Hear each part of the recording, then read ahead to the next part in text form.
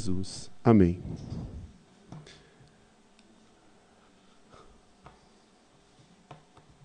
Hebreus 1 e 2. Hebreus 1 e 2. A gente acabou de ler. Havendo Deus outrora falado, muitas vezes e de muitas maneiras, aos pais, pelos profetas, nestes últimos dias nos falou pelo Filho, a quem constituiu o herdeiro de todas as coisas, pelo qual também fez o universo. Irmãos, a gente começa a estudar a palavra de Deus, começa a preparar uma aula, e, na verdade, por termos algum tempo de conversão, a gente imagina, antes de estudar, como é que vai ser a aula, né? E é incrível como, no decorrer dessa preparação, o Senhor vai mostrando que a aula não vai ser aquilo que você tinha imaginado. Quando eu li o primeiro e o segundo versículo desse capítulo, eu tive certeza de que eu teria que refazer o meu roteiro, porque se eu tivesse que falar de tudo que é dito em cada versículo, nós precisaríamos de um curso só para falar do capítulo 1. Tamanha riqueza daquilo que foi lido aqui. Nos falou pelo Filho. Tendo outrora falado pelos profetas, agora nos fala pelo Filho. A primeira coisa que a gente conclui desse versículo é: Deus continua falando. Deus não parou de falar, porque Cristo está vivo. Deus continua falando. Não bastássemos ter a palavra de Deus, que é vida e que é viva, Deus continua falando. Outrora nos falou por profetas, e agora nos fala pelo Filho. Um estudo que eu tive acesso para preparar essa aula me revelou uma coisa que é interessante. No texto original do grego, esse nos falou pelo Filho, não existe o artigo pelo. O artigo foi colocado para que, na nossa língua, tivéssemos o sentido da nossa língua. Porque, traduzindo literalmente, ficaria: nestes últimos dias, nos falou o Filho. E aí você pensa, como Deus é precioso e detalhista na confecção da sua palavra. Porque era isso mesmo que ele queria dizer. Deus, sendo Filho agora, nos fala diretamente, sem intermediários. É Deus falando quando Jesus fala. E esse Deus que fala foi constituído herdeiro de todas as coisas. Vocês repararam a abrangência que é dada? Herdeiro de quê? Do que Jesus é herdeiro? Todas as coisas. Se ele é herdeiro de todas as coisas, o nosso conceito de propriedade fica meio descaracterizado, né? Porque eu acho que eu tenho meu carro. Eu acho que eu tenho minha casa. Eu acho que eu tenho minha família. Mas esse versículo descaracteriza esse conceito de propriedade que eu tenho. Porque ele foi constituído herdeiro de tudo. Tudo. A gente teve um momento aqui de oferta ao Senhor. E a gente sabe que essa prática, ela vem da lei mosaica, que é do Antigo Testamento. E com a vinda de Jesus, nós temos uma nova aliança. Essa nova aliança é isso aqui, ó. Tudo é dele. Que bondade de Deus. Eu não falo sobre dízimo, eu não prego sobre dízimo, isso é um assunto muito polêmico para mim. Mas que bondade de Deus nos permitir contribuir com a obra dele com uma parte do que é dele. Nada é meu, tudo é dele. Dá uma olhadinha lá. Romanos 11, 36. Quem achou, pode ler. Porque dele, por meio dele, e para ele são todas as coisas. A ele, pois, a glória eternamente. Amém. Amém. Eu lia esse versículo e tem um corinho, ou um hino, que fala, porque dele, por ele e para ele. Eu ficava cantando isso daí, fiquei cantando até hoje de manhã isso daí. Tudo é dele. Colossenses 1. Queria que a gente lesse do 13 ao 17.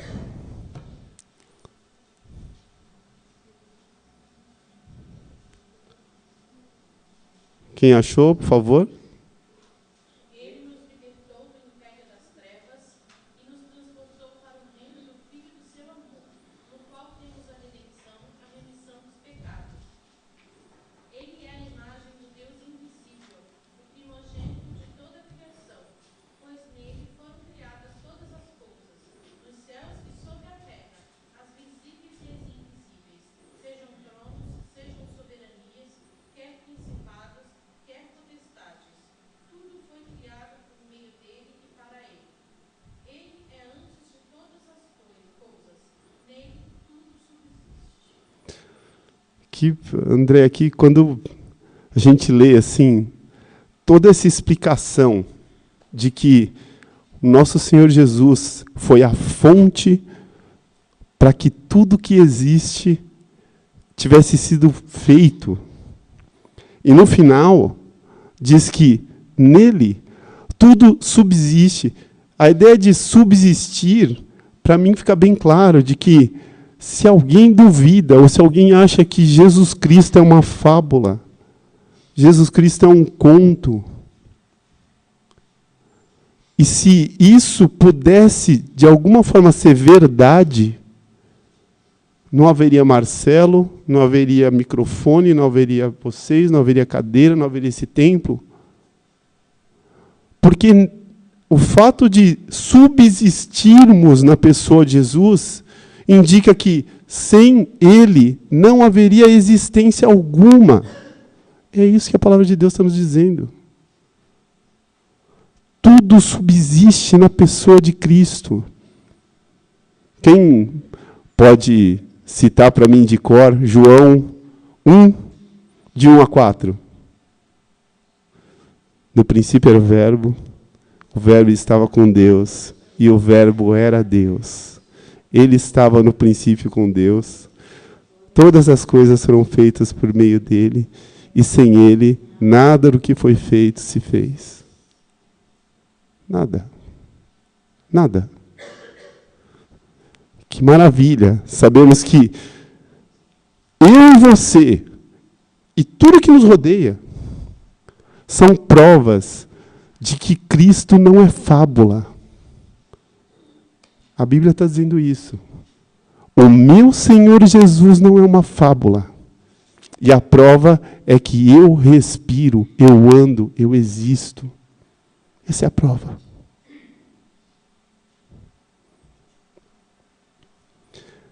Ele fez tudo, ele herda tudo,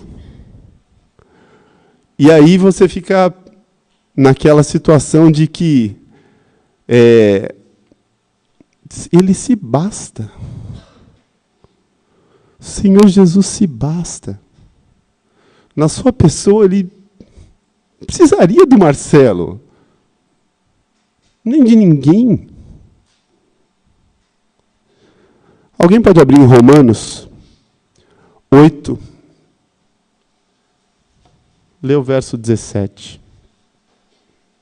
Ora, se somos filhos, somos também herdeiros, herdeiros de Deus e co-herdeiros com Cristo. Se com Ele sofrermos, para que também com Ele sejamos glorificados. Amém. Sejamos glorificados, mas como esse Deus é bom, se bastando, sendo suficiente em si. Sabe o que ele fala?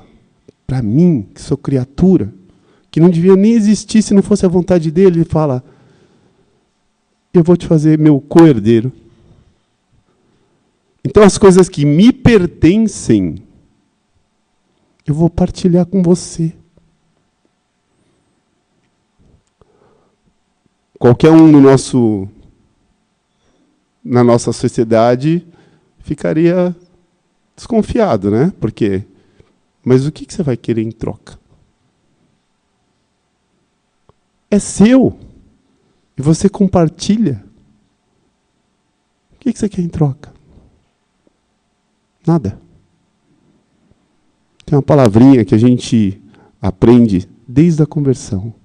Graça. Graça. Graça. É o que ele tem para nos dar. Graça. Vamos continuar, irmãos? Quando eu cheguei no 3, aí eu vi que eu ia ter que dar uma reduzida ainda mais no meu escopo.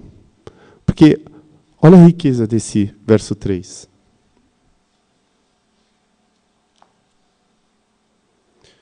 Ele, que é o esplendor da glória e a expressão exata do seu ser, sustentando todas as coisas pela palavra do seu poder.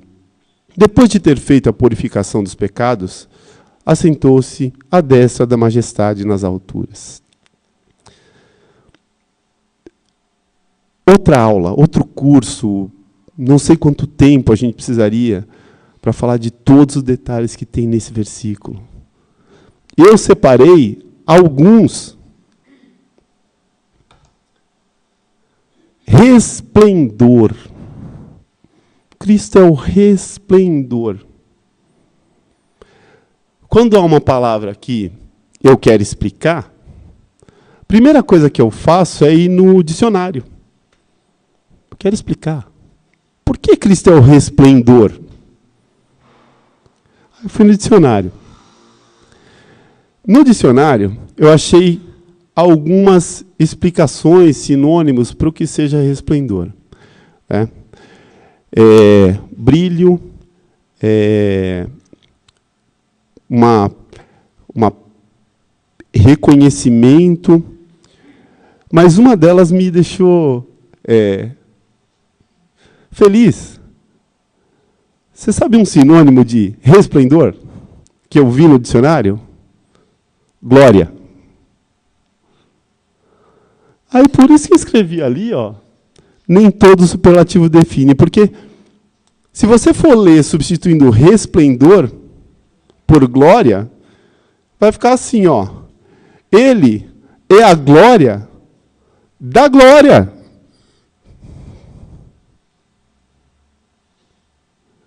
Isso é o resplendor. Mesmo que a gente tente em palavras definir o que é o nosso Senhor Jesus, a gente cai nesse tipo de situação. As palavras não definem, por mais que eu encontre superlativos para defini-lo. Abra para mim em Colossenses 1,15, que a gente já fala do próximo assunto aqui.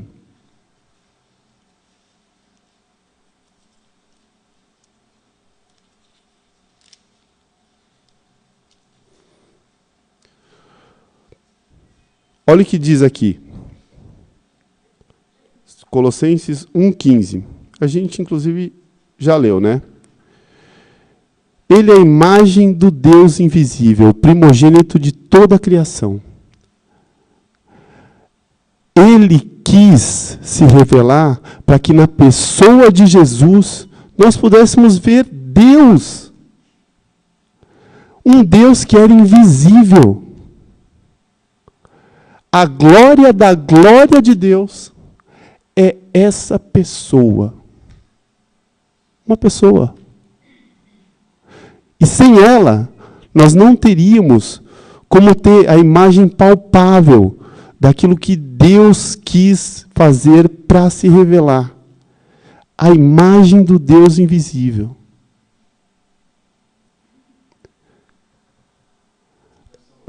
Pode falar.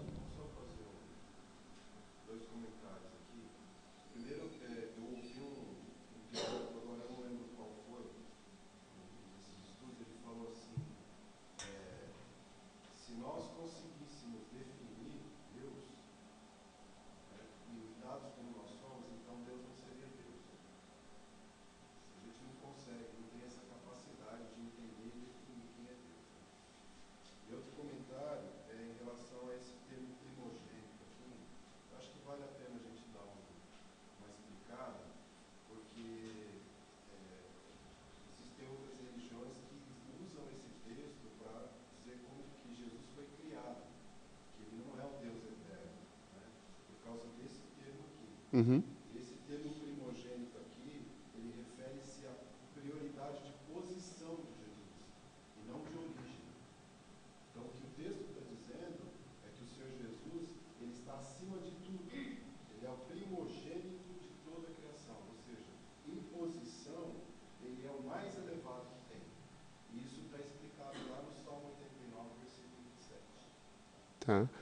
Inclusive, aqui no texto de Hebreus, a gente tem a citação de Jesus como primogênito, e reparem a sutileza.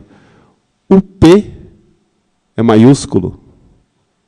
Não é uma palavra.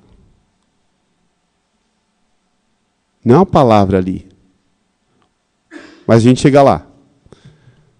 Obrigado, Marcão. Expressão exata do seu ser. Abram para mim em Êxodo 3.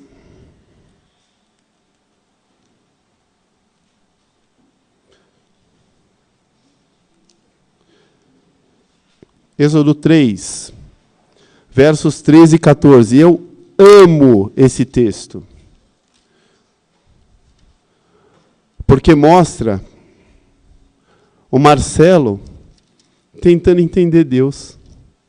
E mostra Deus tentando se explicar para o Marcelo. Olha o que diz lá. Êxodo 3, 13 e 14. Disse Moisés a Deus.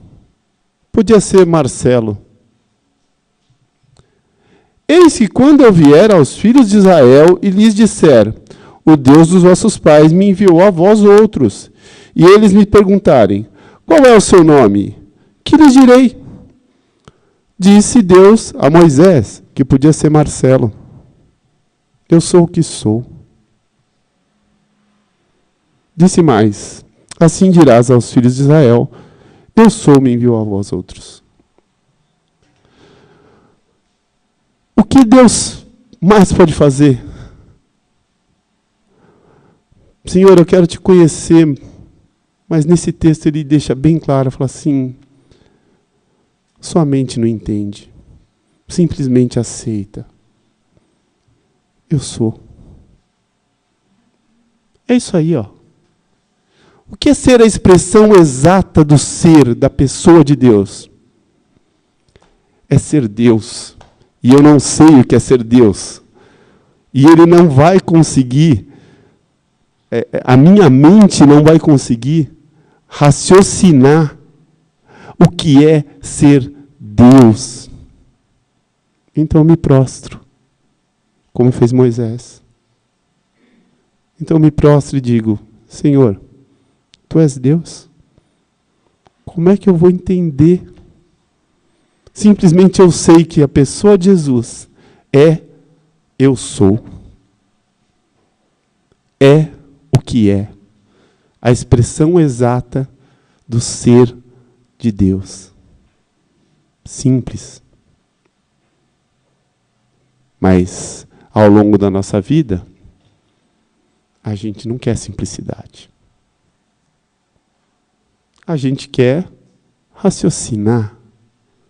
A gente quer teorizar. E Deus podia ter ficado horas explicando o que era ser Deus para Moisés. Na sabedoria dele, ele sabia que ia ser inútil. Moisés não tinha capacidade de entender, eu não tenho capacidade de entender. Então ele simplesmente se definiu. Eu sou o que sou. Moisés, baixa a bola. Marcelo, baixa a bola. É o máximo que você consegue. É saber que eu sou o que sou. Purificou os pecados. Essa daí está no texto, não está? Após ter purificado os pecados, assentou-se à destra da majestade nas alturas. Os nossos pecados. A sua tradução não te deixa nem de fora, né, Arcão? E não me deixa também, viu? Vocês conhecem uma história? Conhecem. Imagino que a maioria conheça. Está em Marcos 2. Marcos 2. Tem um paralítico que é levado a Jesus.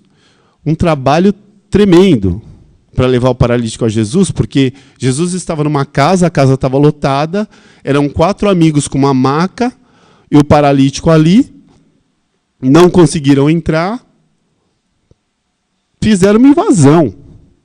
Subiram no telhado, destelharam a casa, desceram o paralítico. Todo mundo conhece essa história? Sim. Que bom. Jesus, olhando para a fé dos 5, porque pensa bem, os 5 tiveram que ter fé. Porque primeiro que eles estavam invadindo uma casa, a casa não era deles. Segundo que, subindo no telhado, qualquer um podia se machucar. E desceu o coitado que nem podia se defender pelo teto.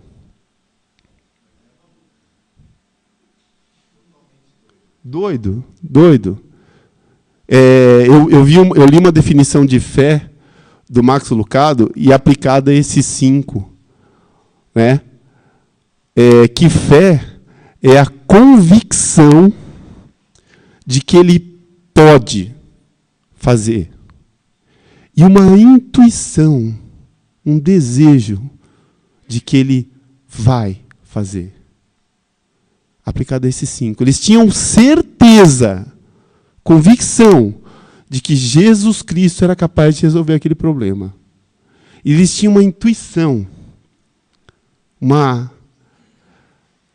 vontade, um desejo de que Jesus Cristo iria fazer. Mas Jesus olha para aquela cena e olha para a fé daqueles 5 rapazes e diz: os seus pecados estão perdoados. O tamanho dessa declaração, eu só fui entender ontem.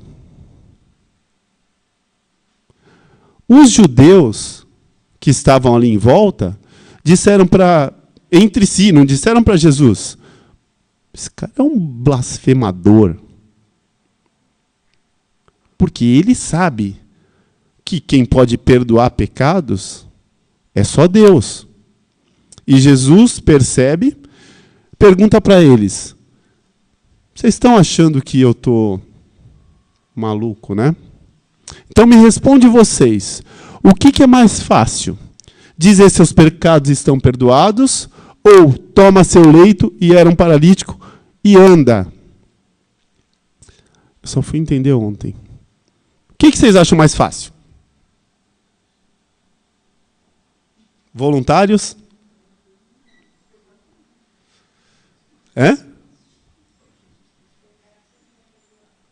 Pode falar alto, eu não estou ouvindo. Você acha que é levanta e anda? É. Mais fácil falar levanta e anda, né? Você sabe que ontem é que eu fui perceber isso, Eunice? Porque eu estava igual os judeus lá. Estava igual os judeus lá. É mais fácil falar. Seus pecados estão perdoados, né? Difícil é fazer o cara andar aí. Mas exigiu de Jesus fazer aquele paralítico andar apenas uma palavra. Perdoar os pecados daquele moço exigiu a vida de Jesus.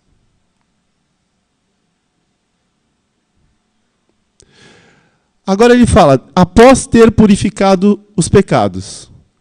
Uma pergunta para vocês. Jesus podia... Olha a pergunta, hein? Jesus podia ter purificado os pecados sem morrer?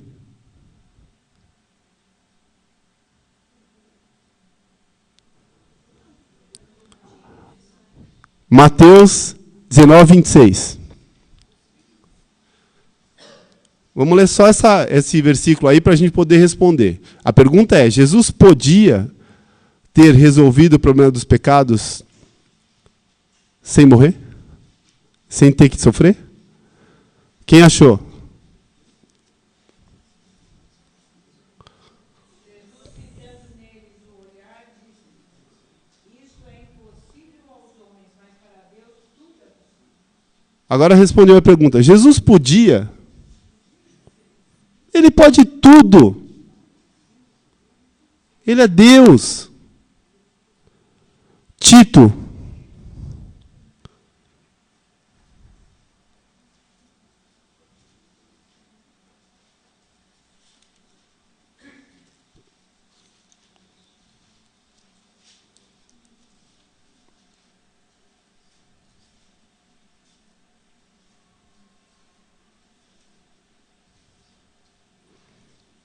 Notei errado aqui, peraí.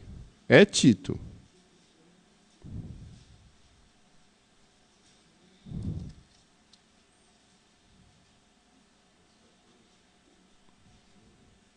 Não. Tito 1, verso 2. Diz assim: na esperança da vida eterna, que o Deus que...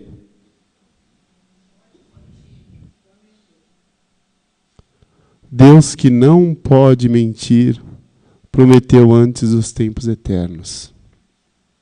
Jesus podia fazer o que ele quisesse. Ele é Deus. Só que ele tinha prometido uma coisa para Adão. Para Adão. Depois ele prometeu para Abraão. Depois ele prometeu para o paralítico. Depois ele prometeu para mim. E ele não mente. Jesus prometeu resolver o problema do meu pecado.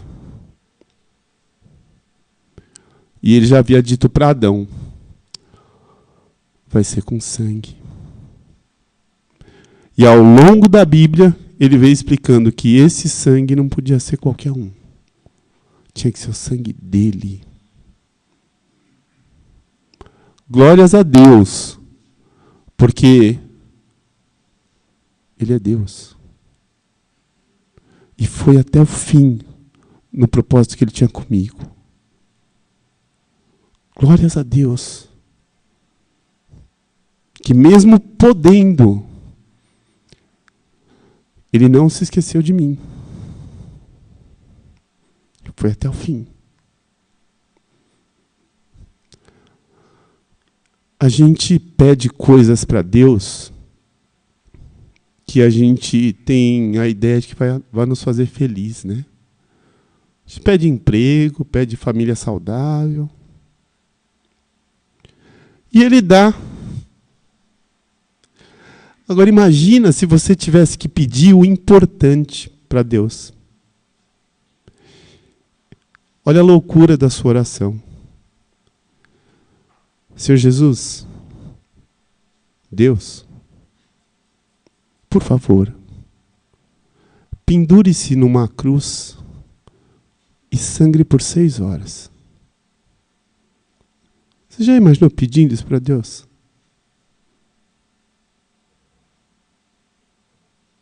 Eu não pedi. Mas se eu tivesse na posição que eu me encontrava antes de conhecer Jesus, essa seria a minha única oração. E sem pedir, Ele se ofereceu.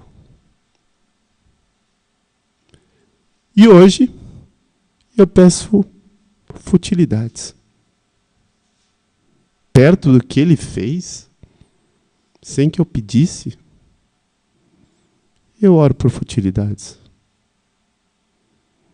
Glórias a Deus, antes de ter me criado, antes de ter criado qualquer um de vocês aqui, ter feito o propósito de fazer o que era importante, mesmo que eu e você não tivéssemos pedido. Obrigado, Senhor. Obrigado, Jesus. Porque independente de mim, Tu és Deus. Assentado à destra de Deus. Pode falar, pode falar.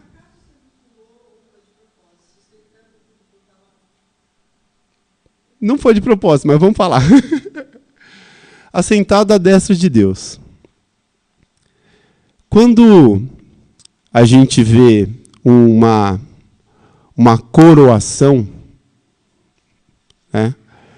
E a gente vê poucas, porque o imperialismo não é um sistema político ou um sistema de governo que seja muito difundido nos países em que a gente tem acesso à informação, né? Mas você vê que, assim, quem senta é o rei, quem senta é a realeza. Súditos ficam em pé. O fato de Jesus ter se assentado é uma afirmação do próprio Deus, pela sua palavra, de que Ele é rei. E a gente vai falar um pouquinho mais sobre isso, né? Eunice, sustentando todas as coisas pela palavra poderosa que é dele. Eu vou agradecer você, Marcão, porque você falou da minha aula, na aula passada. Mas vocês, para ter uma noção do que é isso, e o Marcos já falou a semana passada, se eu tomar um copo d'água, ou qualquer um de nós tomar um copo d'água, a Meire, vai. Meire, um copo d'água, né? Se a água for pura, puríssima, coisa que não vai acontecer, nós já poluímos as nossas águas. Você vai estar ingerindo um monte de átomos de hidrogênio e um monte de átomos de oxigênio, porque a fórmula da água é H2O. Certo? Joia. Gostoso, mata a sede, né? Legal. Quantos daqui gostariam de ver a Meire explodir? Gente! Eu não, Meire.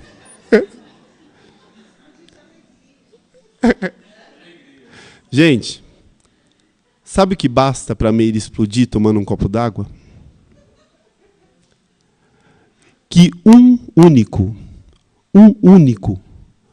núcleo de hidrogênio seja quebrado. Sabia disso, Meire? Você bebe um copo d'água, tem milhões, talvez bilhões de átomos de hidrogênio. Se for quebrado um único núcleo de hidrogênio, A Meire explode. Quem está do lado explode. Provavelmente esse prédio explode. Vocês querem ver a Meire explodir? Porque esse é o princípio da bomba atômica. Sabe aquele estrago que foi feito lá? No Japão? Foi feito aquele estrago simplesmente rompendo-se núcleos de hidrogênio. Só isso. Deus sustenta todos os átomos de hidrogênio, de oxigênio, de magnésio, de tudo que vocês conhecem. Pela palavra. Isso é sustentar. É por isso que a gente não explode. Como o Marcos disse, está tudo isso no controle dele. E graças a Deus que a gente não está na mão de um Deus preguiçoso. Porque imagina controlar cada núcleo de cada átomo que existe no universo. Com a palavra. Vamos continuar?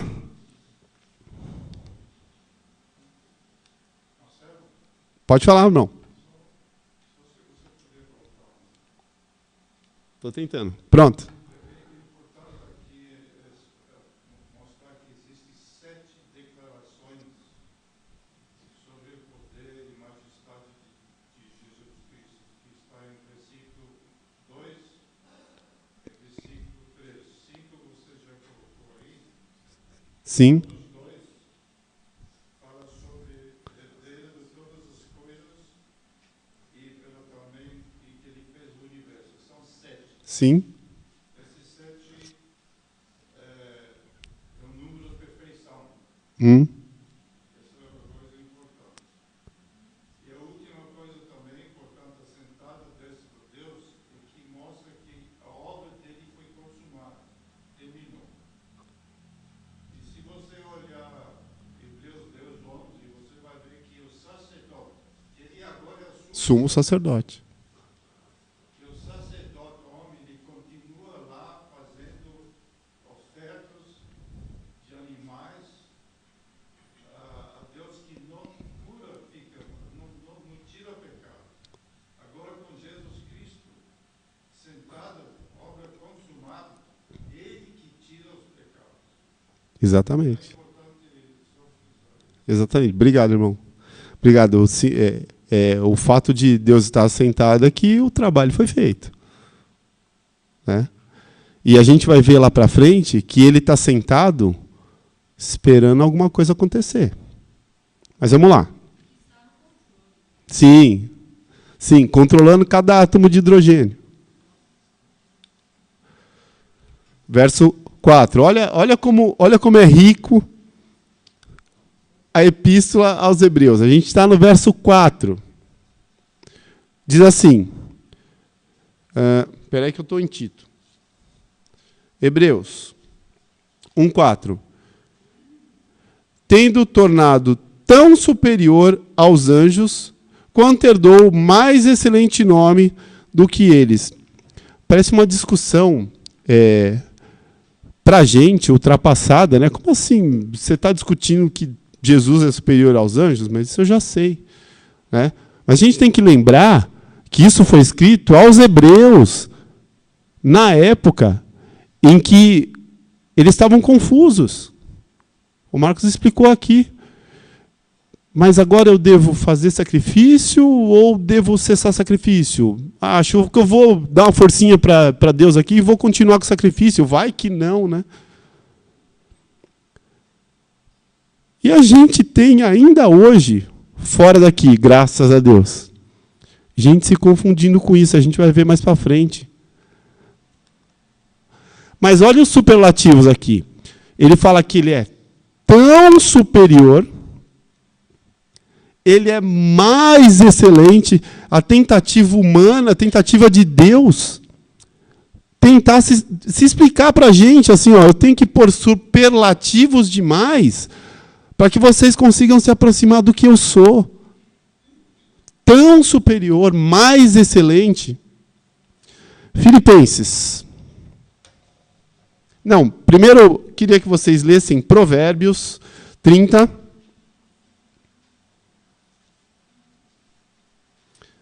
Verso 4. Provérbios 34.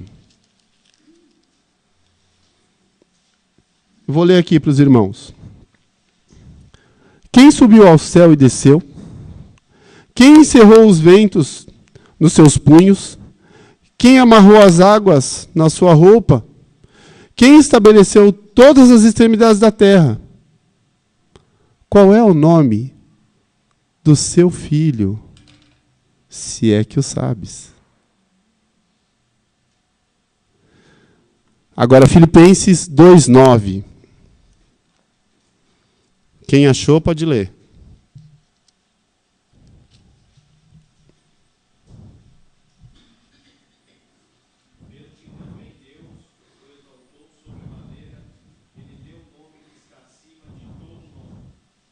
Nome que está acima. Deus perguntava no Antigo Testamento: vocês sabem o nome do Filho do Criador? E agora, no Novo Testamento, a gente sabe o nome. Porque Deus o deu um nome que está acima de todo o nome. E eu sei que Provérbios falava de Jesus. Talvez se eu vivesse na época em que foi escrito, eu ia ficar me perguntando, não sei mesmo o nome não, mas hoje eu sei. Efésios 1, 20 e 21. Eu vou ler aqui para os irmãos. O qual exerceu em Cristo, ressuscitando dentre os mortos e fazendo sentar à direita dos lugares celestiais. Olha Hebreus aí, ó. À direita dos lugares celestiais. Acima de todo principado e potestade e poder e domínio e de todo o nome que se possa referir, não só no presente século, mas também no vindouro. Nem no passado, nem no presente, nem no futuro haverá alguém como Jesus. Ponto.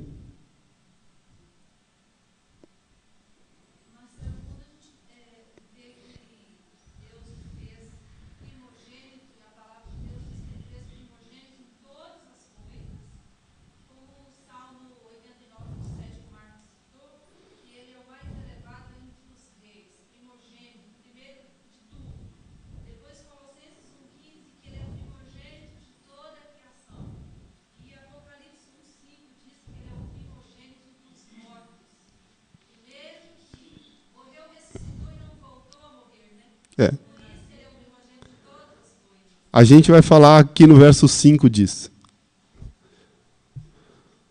Vamos lá. Temos que correr.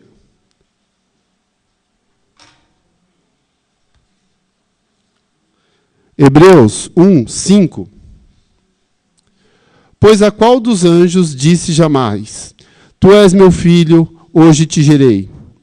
E outra vez, eu lhe serei pai, e ele me será filho. Irmãos, essas referências que estão aí, eu vou pedir para os irmãos lerem em casa. Tá? Eu vou só falar de algumas que me geraram alguma curiosidade, então eu vou compartilhar com vocês. Mas, quando ele fala do Salmo, Tu és meu filho, hoje te gerei, existe alguma controvérsia, né? No sentido de alguém imaginar que Jesus um dia foi criado. O que a gente sabe é que ele é Deus e, portanto, por característica, ele é eterno. Certo? Nunca foi criado. Sempre existiu. Como é que a sua mente entende isso? Como é que a minha mente entende isso? Por isso que ele fala, eu sou o que sou. porque eu não consigo imaginar a eternidade. Mas ele é eterno. O te gerei, ele tem algumas inferências, né? Poucos estudiosos acham que esse te gerei foi a geração divina que houve no ventre de Maria, mas são poucos. A maioria dos estudiosos atribuem a esse eu hoje te gerei ao fato da ressurreição de Jesus, onde ele foi apresentado como o Deus vivo. Essa é a maioria dos estudiosos tem esse consenso, né, de que Cristo nunca foi gerado, é unanimidade entre os estudiosos. Tá? Mas esse hoje te gerei, alguns atribuem a geração divinal que houve no ventre de Maria, outros atribuem, e a grande maioria, a ressurreição de Cristo. Tá bom? Pode falar. Quem? Pode falar, Ferreira. Existe aí a distinção, porque a própria Bíblia diz assim, um menino Nasceu. nos nasceu. Filho foi dado. Fisicamente mesmo. Isso. É uma criança nascendo. Criança, Isso. fazendo-se homem. Isso. E um filho se foi. Filho foi dado. Não nasceu, né? É o eterno. Isso. Então, ele se entender coisa simples, né? Isaías citando e confirmando. Isso aí. Isso aí. Em Crônicas, que diz, eu lhe serei pai e eu lhe serei filho, tem o texto, ele diz a respeito da sucessão do trono de Davi, né? E a gente sabe que, estudando, e a gente não pode entrar muito nesse detalhe aqui por conta do tempo que a aula tem, né, de que o trono de Davi não poderia ser perpetuado por conta de Salomão, que foi o herdeiro, e que pecou contra Deus, né? E que o Senhor ajeita a história para que o trono de Davi seja perpetuado na pessoa de Cristo. Vamos continuar aqui, que já tocaram o sino. Oi? Sim. Pode.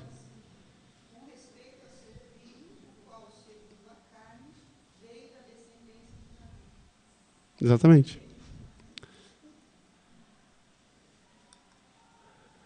Esse aqui é interessante, porque se você for olhar o que diz Hebreus 1:6, tá assim, ó.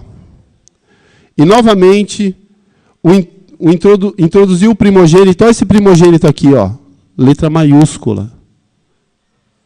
No mundo diz: e todos os anjos de Deus o adorem. Se você for olhar lá em Deuteronômio, você não vai achar essas palavras. E o curioso é que é o seguinte: quando a Bíblia foi confeccionada, ela foi confeccionada em cima de uma tradução do hebraico para o grego, né? E não tinha isso lá. Quando acharam os pergaminhos do Mar Morto, o original estava escrito exatamente essas frases aqui: todos os anjos de Deus o adorem. A gente pode confiar na Bíblia, irmãos.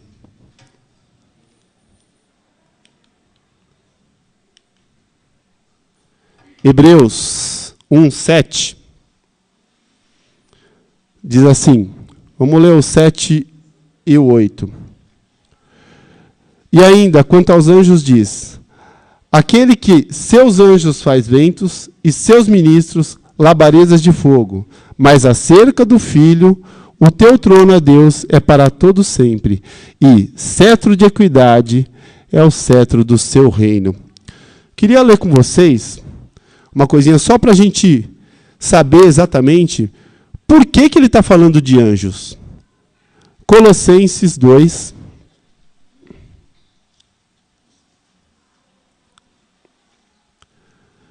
(18 e 19). Colossenses 2, 18 e 19 diz assim, ó. Ninguém se faça árbitro contra vós outros, pretextando humildade e culto aos anjos. Eu vou parar ali, aí, só para vocês saberem que, desde aquela época, as pessoas eram confusas. E olha o que diz em Isaías 6.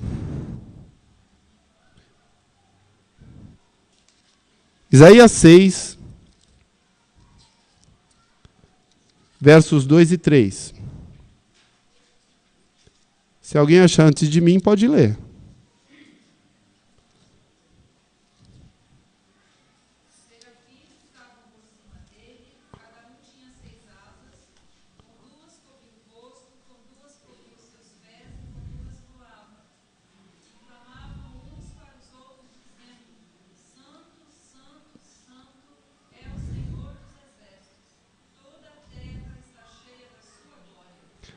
Anjo foi feito para adorar.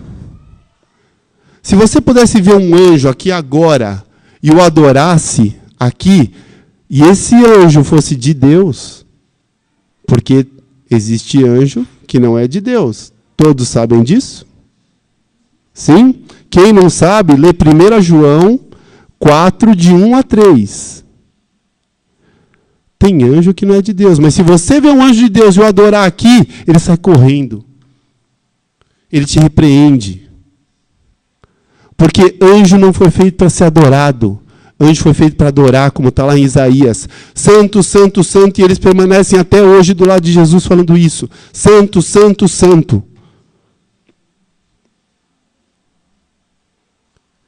Anjo. Eu conheço um monte de gente. Ah, você pediu para o seu anjo da guarda? Anjo foi feito para adorar, não para ser adorado. E daí advém toda a idolatria que a gente tem no mundo de hoje. Toda a idolatria. Imagens, pessoas, santos, anjos, tudo. Porque, como diz em Romanos, nós passamos a adorar a criatura no lugar do Criador.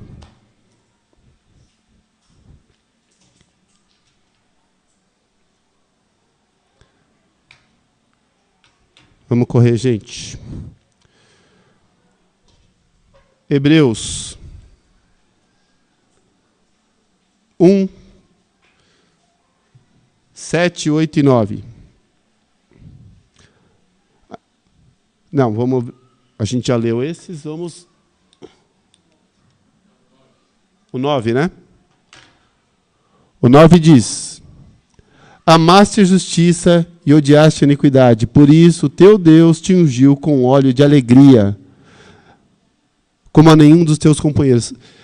Vocês sabem quem são esses companheiros aqui?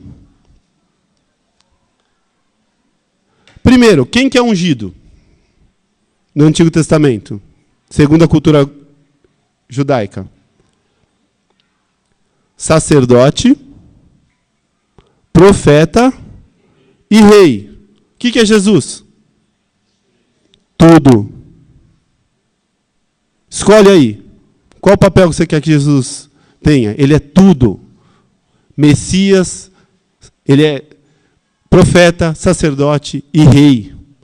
Então, aqui é uma inferência muito clara de que o Senhor Jesus se fez homem igual aos companheiros dele. Igual.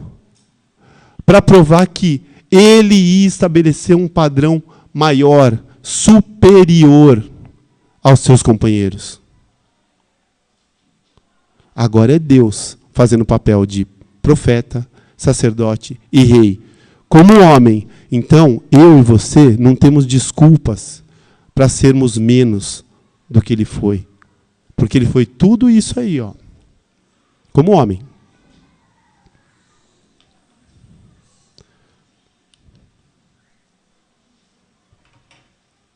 (10 até o 12). E ainda, no princípio o Senhor lançaste os fundamentos da terra, e os céus são obra de tuas mãos. Eles perecerão, tu, porém, permaneces. Sim, todos eles envelhecerão qual vestido. Também qual um manto os enrolarás, e com o vestido serão igualmente mudados. Tu, porém, é o mesmo, e os teus anos jamais terão fim. Vocês sabiam que o Sol emite energia?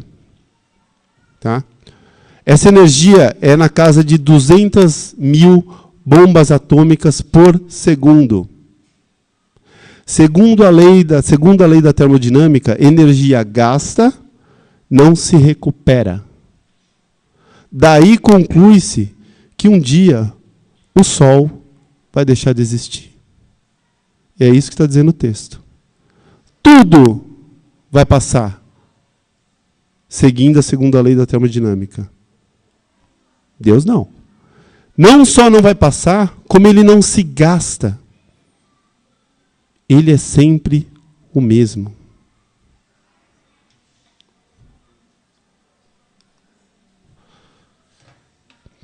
As últimas citações. Ora, e qual dos anjos jamais disse, no verso 13, assenta-te à minha direita, até que eu ponha os teus inimigos no estrado de teus pés. E aí eu lembro do que o nosso irmão Jonathan falou. Está sentado, aguardando o dia da vingança. E eu anseio pela volta do meu Deus. Anseio pela volta do meu Deus.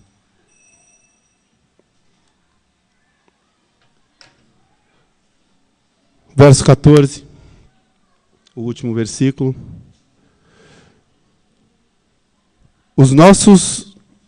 Tudo que a gente conhece de anjo são meros serviçais.